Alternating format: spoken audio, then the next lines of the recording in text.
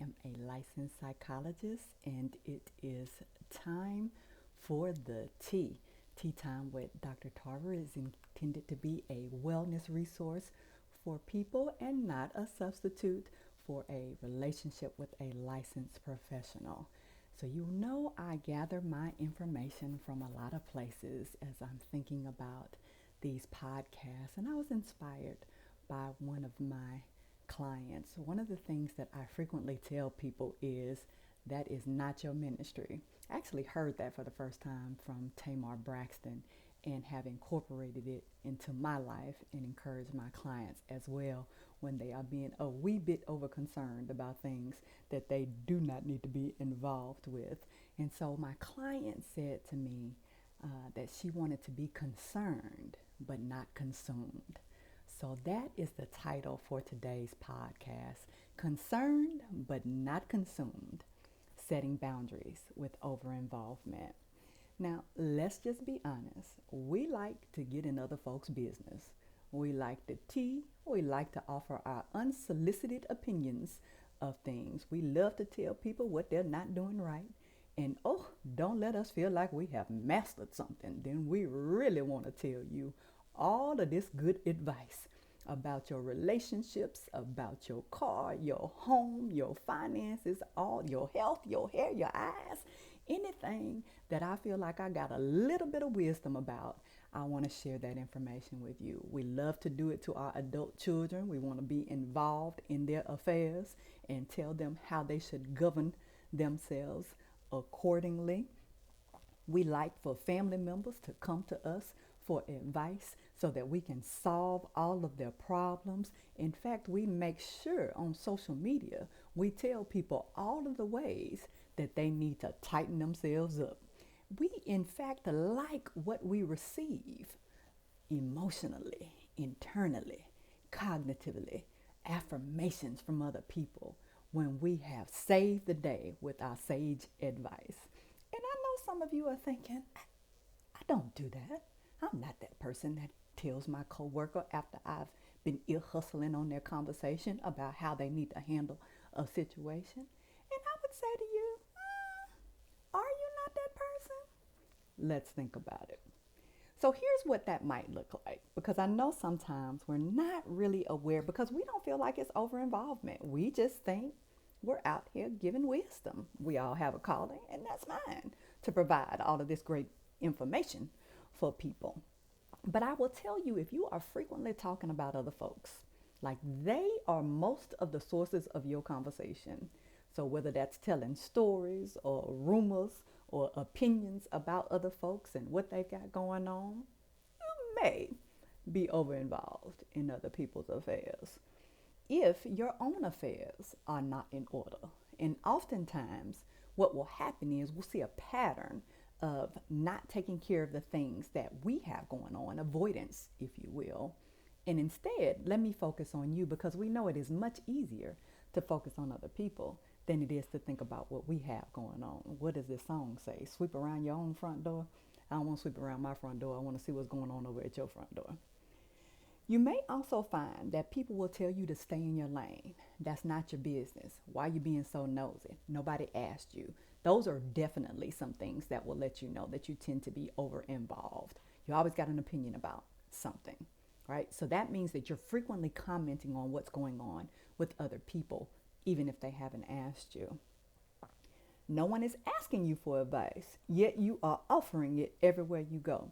I love those progressive commercials where you have the counselor who is walking around with the group and he's in the store and he's saying, no one asked you. So as they're going up and they're telling people, hey, you need to buy this. Or when the young person walks by with the hair color, I think it's blue, and he says, everybody sees it. You don't need to say anything, right? But we're frequently, even when we're out in public, just grabbing people and telling them things, offering them information, not your ministry. People wait on you to solve their problems. They are so used to you coming and taking care of things, they don't even try. They just say, hey, I got this situation. So your phone is constantly ringing, or people are coming over, and you're complaining about that people are always asking you for things. Well, I'm so tired of people coming to me for things. But I have to ask myself, What did I do that might have put myself in this situation? Have I offered myself as that service so much that now people come to rely on it? Because you, as you all will know, will only do what we're required to do. So if you are showing up and you're going to do it for me, why would I be bothered? Come on, solve this problem for me, especially if you're going to offer some finances along with it. I think another thing that we need to really be mindful about is when you obsess about things that don't concern you. So you are up at night thinking about it.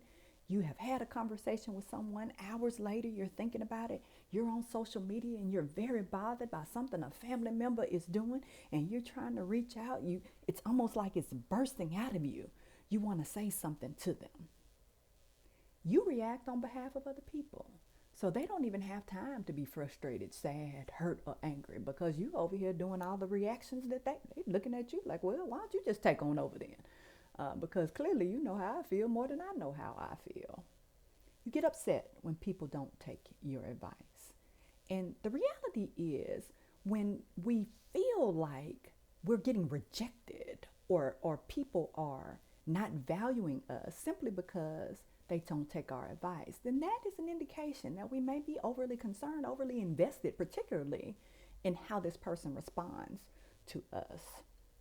And we also have that stalking thing that we do. So we're constantly going around trying to find what's going on in people's lives, whether it's on the telephone or we over on social media trying to stalk and see what's going on in people's lives, or we ear hustling on people's conversations, or we're calling people to simply ask what's going on with other folks, or them for that matter, because we're looking for things to get involved with, then that is an indication that we may be a wee bit over involved in other people's affairs. Why do we do that? Why are we getting over involved, overly concerned, caught up in things that really are not our business? Well, I think, as we've alluded to earlier, we don't like dealing with our own challenges.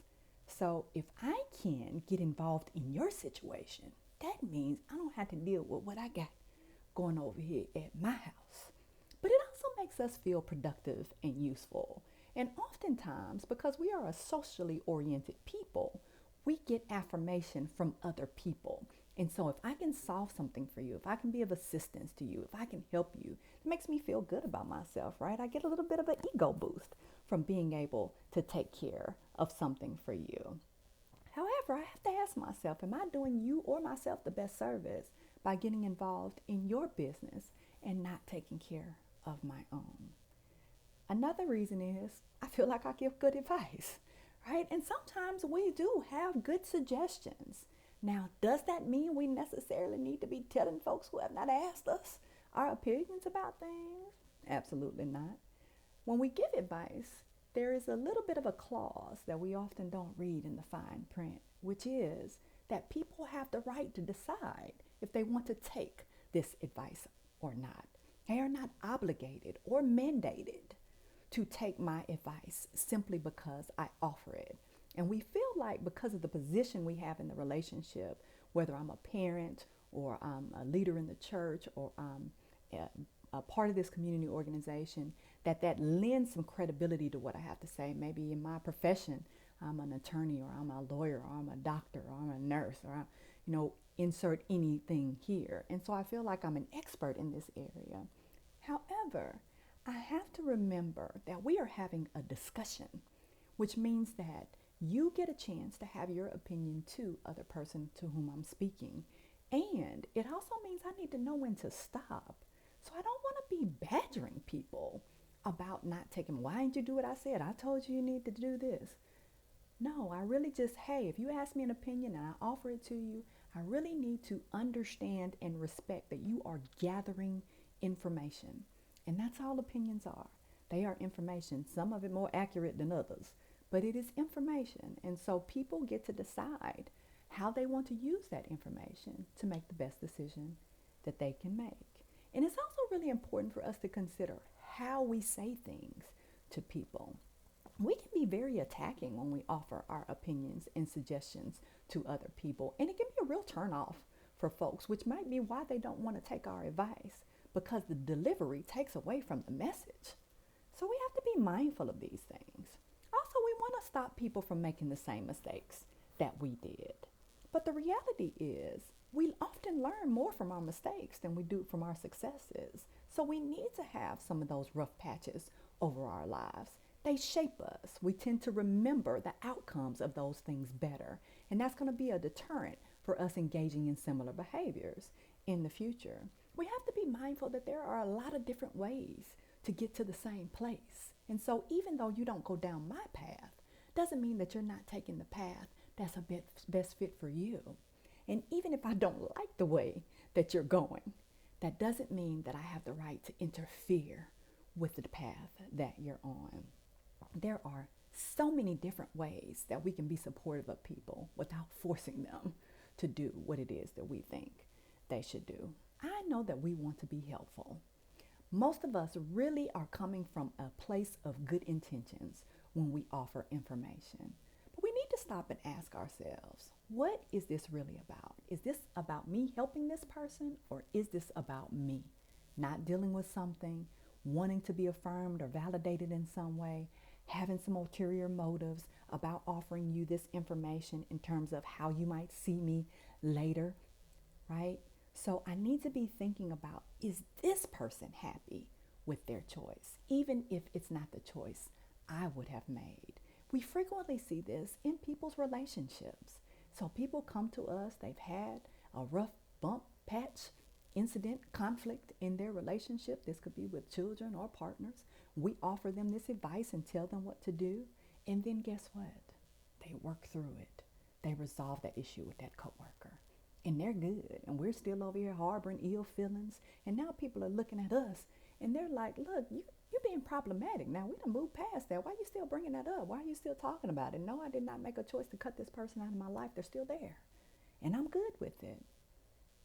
Mama used to say, if you like it, I love it, right? So that's your choice. I don't have to deal with any of those consequences. So why am I being so forceful in delivering my opinion to you about it? There are so many risks that come along with offering opinions. That's why you see so many disclaimers out here. That's why I give one at the beginning of these podcasts. This is not therapy. Do not be coming back to me saying Dr. Tarver said this, right? We have to evaluate the risks that are associated with this information that I'm giving to this person as I'm sharing my opinion. I could cause a rift in our relationship simply because what? I want to be right. So I value being right over this relationship. And now here we cannot come back from something that didn't even involve us initially, was about somebody else, but I have overinserted myself into this situation. So we have to be really thoughtful about if this opinion, this advice, unsolicited oftentimes, has the potential to be more damaging and cause more conflict than be helpful. So what do we need to think about? Be thoughtful about your response. Time and time again, you will hear me say, think before you speak, because oftentimes, much of what we want to say probably doesn't need to be said. We probably need to be doing more listening than we do talking when people come to us. Because again, there's a lot of ways we can support. One of the best ways you can support people is hear them. Just hear them. Allow them to talk through and process. Put it back on them. Well, let's talk about pros and cons. What do you think are the pros? What do you think are the cons? Allow them to be able to sort through it. Use their judgment. Develop their skills, right? We teach a person to fish instead of just getting the fish for them all the time, and they got to keep coming back to us every time they want a fish fry. So let me teach you by showing you have the capacity to make good decisions on your own, given all the available resources and information that you have at your disposal. Are people going to blame me for the advice that I give them? If I'm giving them financial advice, if I'm giving them relationship advice, if I'm talking to them about their children, I'm talking to them about how to resolve an issue with a coworker, I'm talking to them about a big purchase, right? So are they going to come back and look at me like, hey, you told me to do this when I was not qualified to do so? Or that was not the best option for them, right? So you have to be very, very mindful and evaluate whether or not I need to share anything, or maybe I need to refer you to someone else. Maybe I need to say this is outside of my scope of expertise. Hey, I'm not really the one you need to be asking about that, but I can give you a few names of some folks, and then you can kind of see who might be the best fit for you. Is this person even in a space to hear the information that I want to give them. Not only is it important for us to monitor what we say and how we say it, but when we say it. Is the timing appropriate? It never ceases to amaze me how people would just blurt out things at the most inappropriate times. I'm over here grieving. Do we really need to be talking about what happened in the relationship with mama right now? I'm not ready to hear that. I just had a significant loss. I just lost my job. And now you're telling me about all of the ways I make bad decisions. I shouldn't have taken that job in the first place. Is that really the appropriate time to be doing that? Only offer advice when asked. And this is really, really hard for us because anytime we, again, feel like we have something to offer, we just, like it's going to burst out of me. If I don't say anything, I'm going to explode over here. But not my ministry. So if I need to say that in my shower or in my closet or in my car just so I can get it out and say it, if I need to record myself saying it so I can just hear myself say it, then that's what I need to do. But you have to evaluate the situation and recognize that this is not my advice to give. This is not my situation to be involved in. This is not my ministry. Don't offer additional comments. Keep on focus to what you're asked. We like to take opportunities when people ask us stuff to bring up things from all over the place. Well, since we're on that, let's talk about some of these other ways you need to get yourself together.